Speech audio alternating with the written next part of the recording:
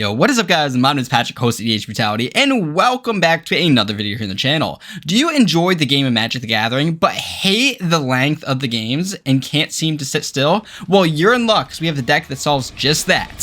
So let's dive right in.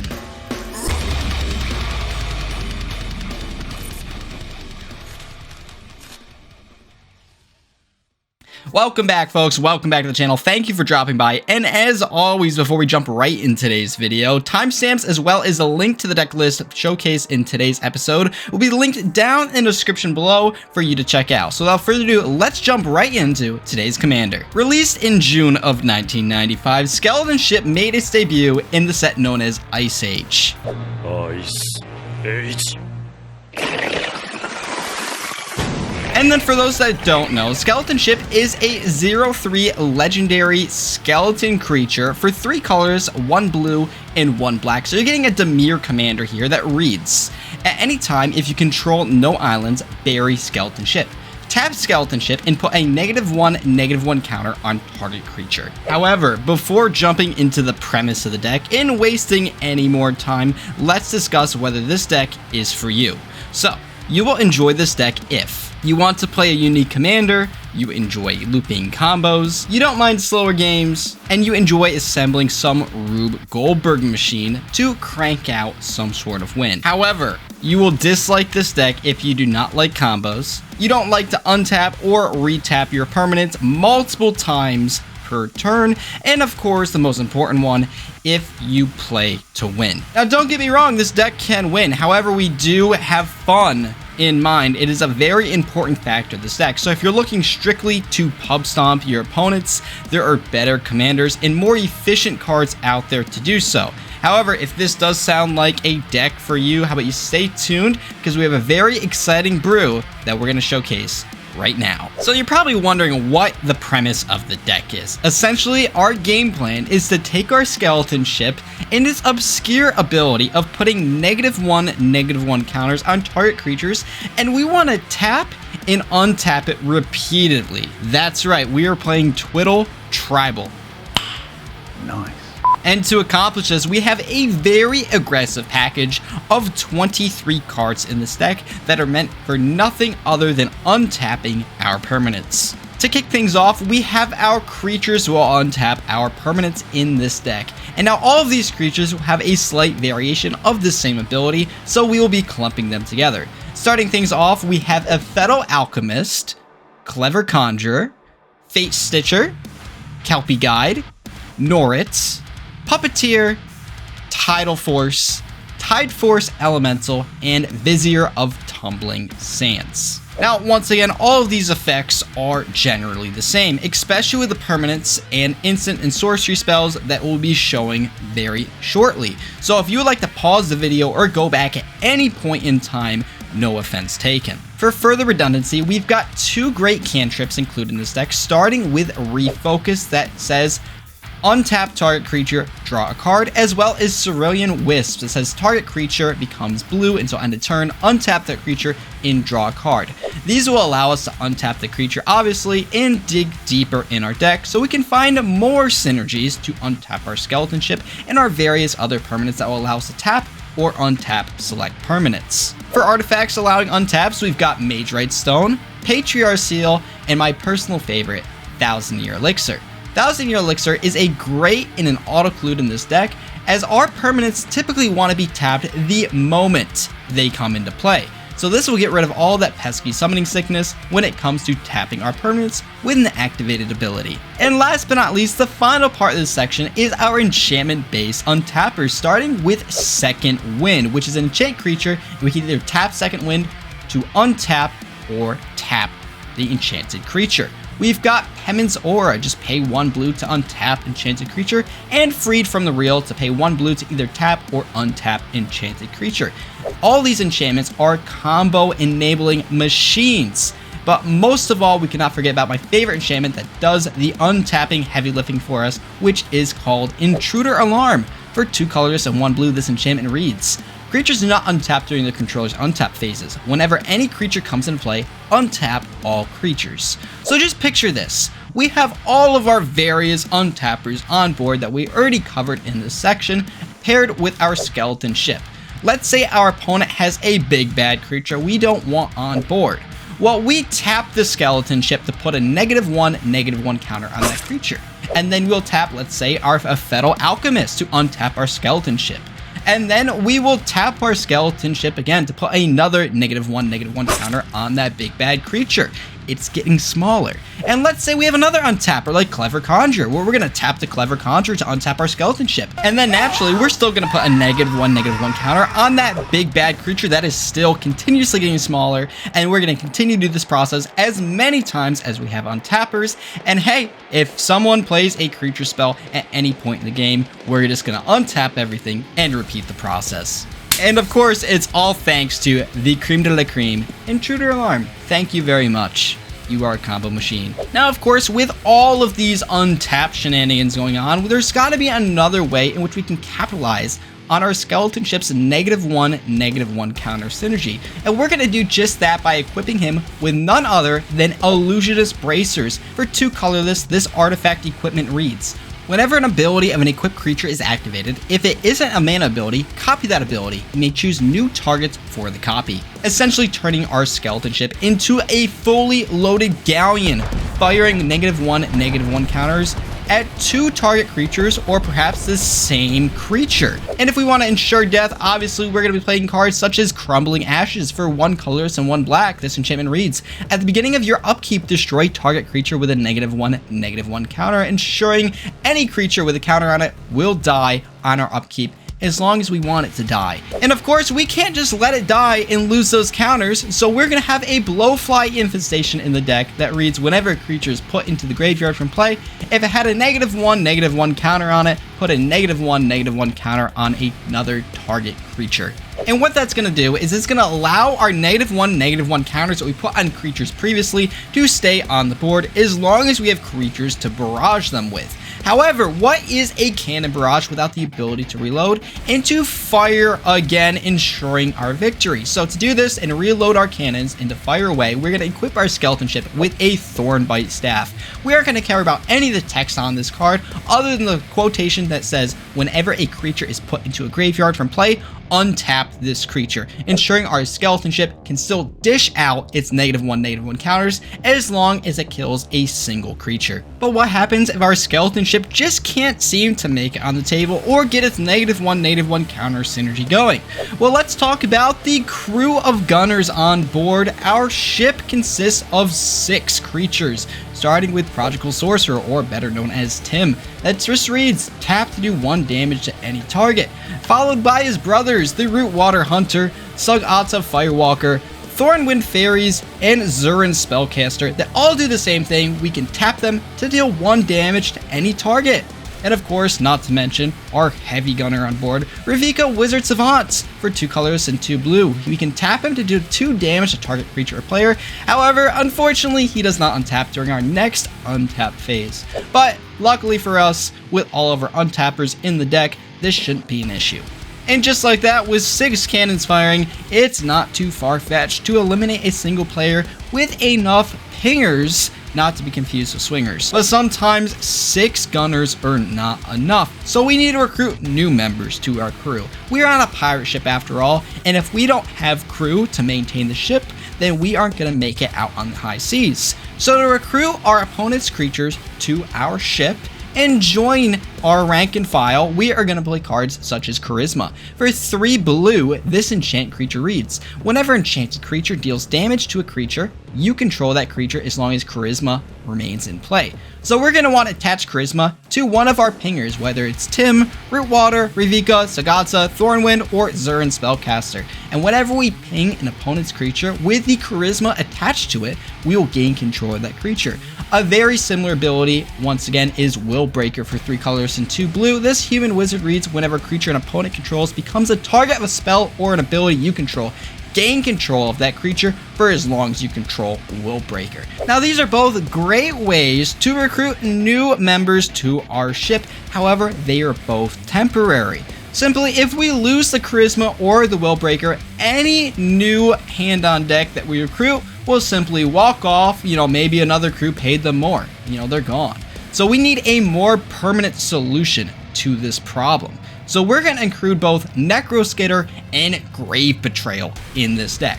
Starting off, Necroskitter. It's a 1/4 creature that reads, whenever a creature an opponent controls with a -1/-1 counter on it dies, you may return that card to the battlefield under your control. And obviously, if the Necroskitter dies, you're not going to lose any of your new crew members, which is amazing. Same with Grave Betrayal for 5 colors and 2 black. It's an enchantment that reads, whenever a creature you don't control dies, return it to the battlefield under your control with an additional +1/+1 counter at the beginning of the next end step. I do think Grave Betrayal is a little bit better here because it is harder to remove enchantments, and it also buffs up the creatures that you recruited to your own ship. So it's great. They went through basic training and now they're ready to fuck shit up. Obviously, we are a pirate ship. So what do pirate ships do? They plunder. We're going to roll up to an island, let's say of creatures or an opponent's. They're living on their island, they're having a good time. Well, let's cut off their food supply. Let's take everything.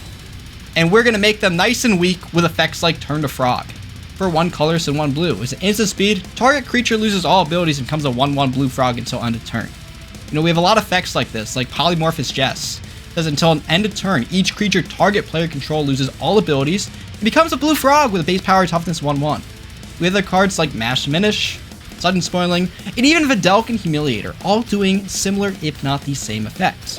You know, what we're doing is we're cutting off ties to their food.